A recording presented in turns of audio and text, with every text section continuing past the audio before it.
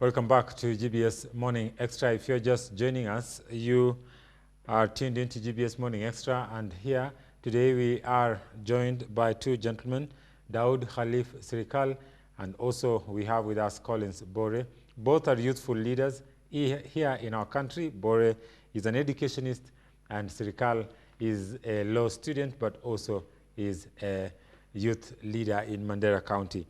Thank you very much, gentlemen, for joining us. Right before the break, I was just, trying to give way for Collins Bore to come in and add to us his contribution on, the issue that Sirikal had raised. And it seemed quite, clear that legislation is not clear on how to handle people who are flouting curfew rules. And, the blame is being shifted to the Mwananchi, but who is actually to blame? The Mwananchi does not formulate laws, Bore.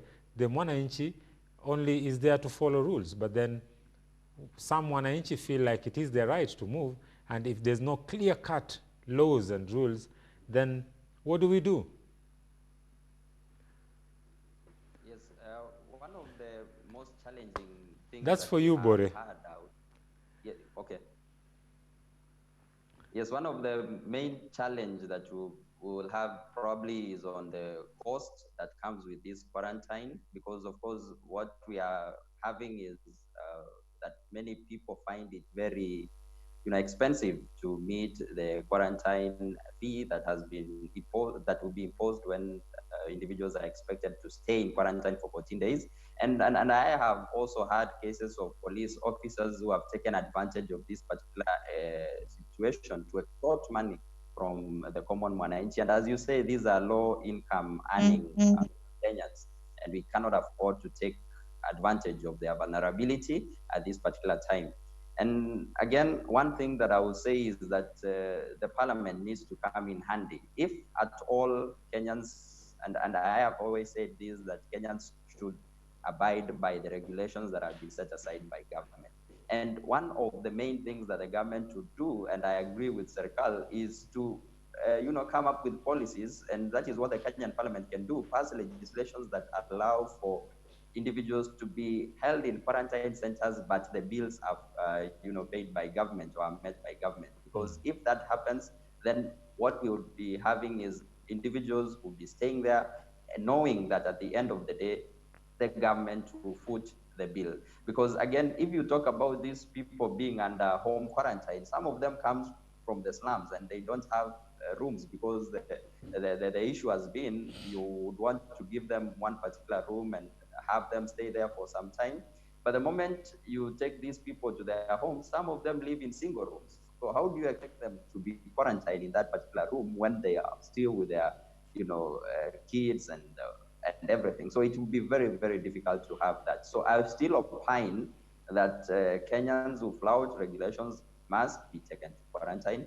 But then the issue of footing the bill is where we have the bone of contention, and that is where the Kenyan parliament needs to come in and come up with regulations to, to cushion such kind of Kenyans from facing tougher economic times. Sure, and I do agree with you. Something also that Sirikal, you did actually mention earlier, that most Kenyans live, from hand to mouth, and so, some of these decisions by the government are not really favorable to the common Mwananchi. Yeah, they are not favorable to the Kenyan Mwananchi, the common Mwananchi. I do agree to some extent with Collins, the fact that he had said Kenyan should be taken to quarantine centers. Yeah, but there is no law. It is unconstitutional to take someone who flouts curfew rules to quarantine. That person maybe doesn't have the virus even. That means you are making it a punishment.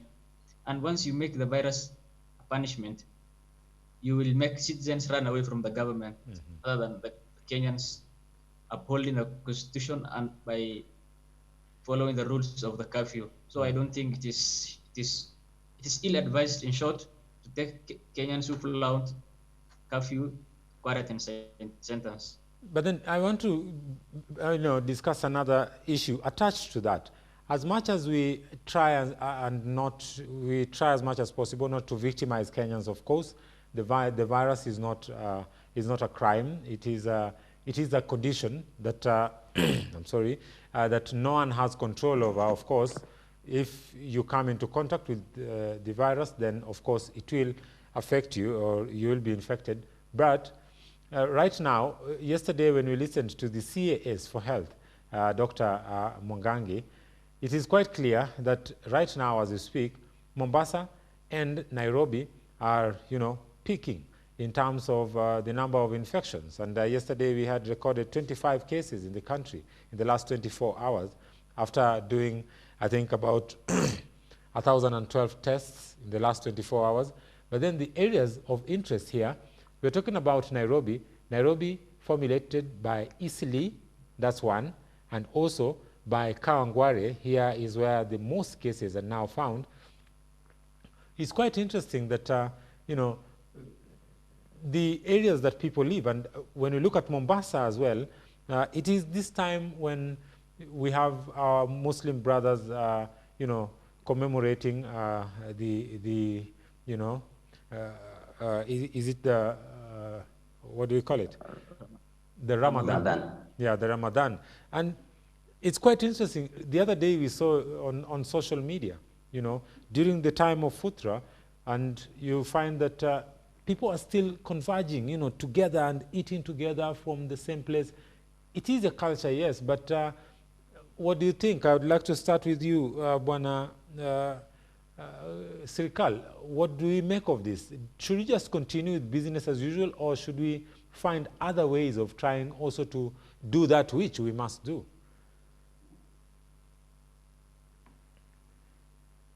Thank you, Collins. From the perspective of Eastleigh, I think first you should consider that Eastleigh is a business hub. Eastleigh is densely populated, meaning that any one infection will spread at a high rate than any other place. Sure. Eastleigh, the business community of Eastleigh closed businesses from Friday and reopened on Tuesday after documentation, meaning that at least they tried to do something about it. But again, as I said, Eastleigh is a business hub. Yes. Many people from different parts of the country go there for shopping. Others import their goods. So, and there is no correlation between the Ramadan and the increase in the number of viruses in Eastleigh, because, for example, if it could have been that, they are fasting during the day, and by the time they are opening their fast, it is almost 7, and 7 days curfew, meaning people interaction or family interactions are minimal, as it had been over other years, meaning there's no correlation between Ramadan and the increase in the number of infected persons in Eastleigh. So for me, it is because of the densely populated place of Eastleigh and it being a business hub. But I think the Kenyan government could have acted earlier upon. For example, in Nairobi, we have Eastleigh is densely populated, Kibera, Mathare, those were Kawangware as well. Kawangware. So the government could have acted earlier in sensitizing the residents. It is true that the people mostly who live in Eastleigh are social in nature. They are interactive in nature. Yes. But Timothy, if you go to Eastleigh, those people who are being tested mostly, others even come from other sub-counties. That random test. So I think the numbers in Kenya lies with mass testing. I think if we test a lot of people in Kenya, we will not, I think it will be a shock to many. And we have to accept that the virus is within us. We have to accept it and live with it, and fight it accordingly. Actually, Sirikal, the reason I tried to tie this with Eastleigh and also with the community, like you mentioned, truly, Eastleigh is a business hub, and we know Eastleigh is a densely populated area, and many people go there. But at this time, like you truly said, the business community did actually shut down the business until Tuesday. But then when you go to Mombasa, where the numbers are also increasing, and we had the governor the other day, complaining about the situation and even asking the fellow Muslim brothers, let's not do it as we used to do it. I mean, let's try and, take precaution. What do we make of this? Isn't there still yet a relation? Because listening from the governor, Hassan Joe himself, 001, he was very cautious about that, and he was very precise, even warning some, Muslim clerics who were said to be opening, the doors to the mosques for some of their believers at night, secretly, and calling them to come in and asking them not to use the microphones. We had this come from the mouth of Governor Ali Hassan Joe, who himself is a Muslim. Don't you think that also in these areas we need to take more precaution when it comes to, observing even some of these activities that we have to? Yes, Timothy, we need to get more serious about the disease. For the residents of Mombasa and to the Muslims, or those clerics who are calling the Muslim congregation prayers, I think it doesn't even make sense, because the holiest city of the Muslims, Makkah, definitely, is even closed. Is closed, the Haram is closed. Yeah, so we have to, at least, to value our health. We have to value our communities. Today, we can pray at our homes, but we cannot. Once you are affected or you become infected and you pass on, you cannot continue praying. Prayers will be there, and you can continue praying. But I think Mombasa residents need to take this disease seriously. This is a virus, not like any other. It is infectious. It is also, in some extent, deadly.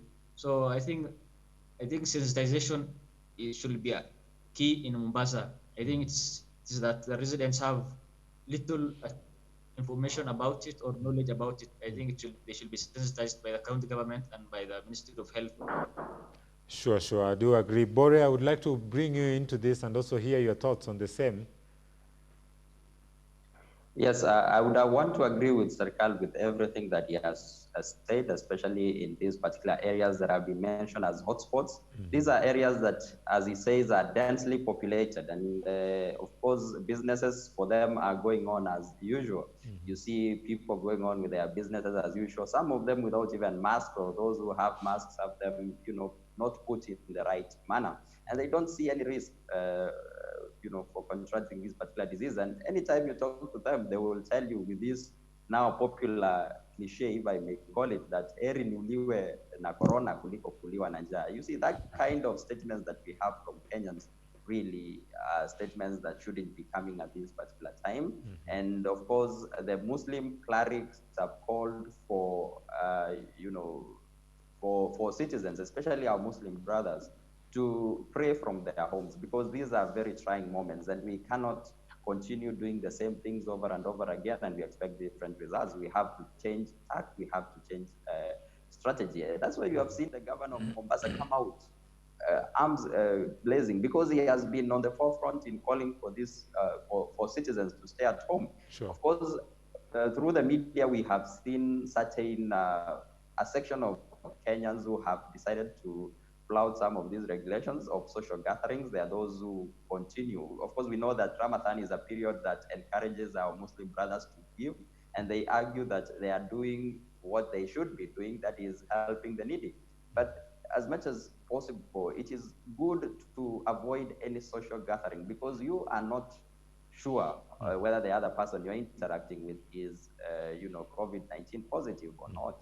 So the only best way that we would help deal with this pandemic is if we stayed at home, because that is the only thing that we'll do. Remember, even during our Easter holiday, right, we were encouraged as Christians to stay at home and not to interact with people. We didn't go to churches, people didn't go to their up country to meet their families. We just stayed where we were. And these are trying times, even in terms of our religion, and we must abide by the regulations that have been set aside if we must win this particular pandemic. So I would want to agree with Sarkal totally that we need to